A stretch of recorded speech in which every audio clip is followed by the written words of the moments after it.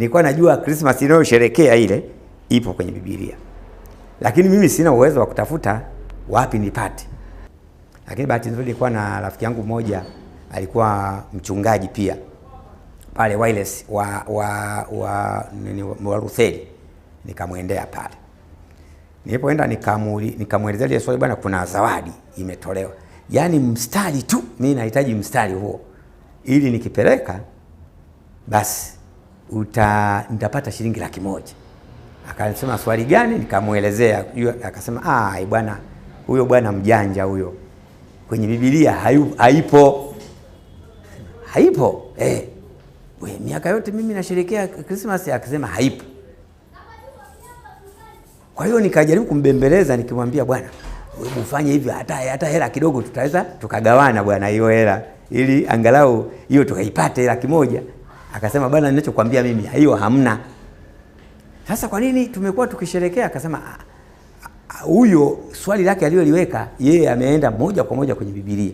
Hivi vingine vinavyoviona huwa inakuwa ni mapokeo yanayoonekana katika mazingira kama haya. Kwa hiyo akamalizia katika eneo. Nikamdadisi kweli, akasema ninachokuambia ndio kweli. Magomeni hakuna aliyejitokeza. Keko hakuna aliyejitokeza. Mwisho nikaanza kusema kwamba hapa kweli kuna ukweli wenyewe, kwa sababu nimeshindikana. Na mara mwisho wakati anamaliza sema, jamani, zawadi haijaonekana, Biblia haijasema katika maeneo haya.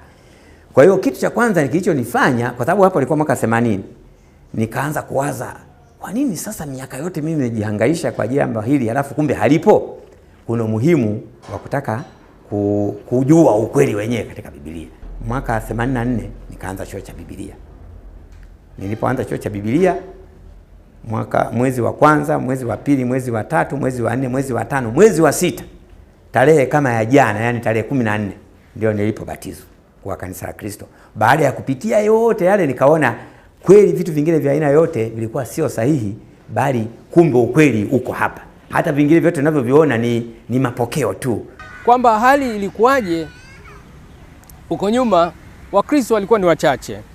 Kwa mfano hapa Magomeni mimi kama miongoni mwa waanzilishi tulikuwa kama Wakristo 10 tukisali shuleni kule Magomeni Quarter Primary School. Na Temeke ambao ndio wa siku nyingi zaidi, pale palikuwa na mabenchi 3 tu, watu wasiopungua kama 30 hivi basi.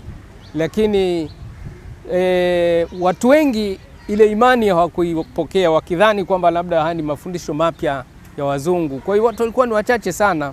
Kwa hiyo wakati tunaanza pale Temeke tulikuwa wachache.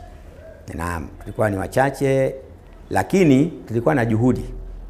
Yaani kwamba kwa mfano asubuhi tunaweza kufika tuko 10 au 13, jioni tena tunarudi kwenye ibada ya jioni tena 13. Na hata kama hajaonekana miongoni mwetu, tunamtafuta kwa nini ibada ya jioni hajaonekana, kwa maana ya kuhimizana ili tuendelee kumwabudu Mungu na kutokuachana, ili kila mmoja aendelee kuichuchumilia ile taji. Mimi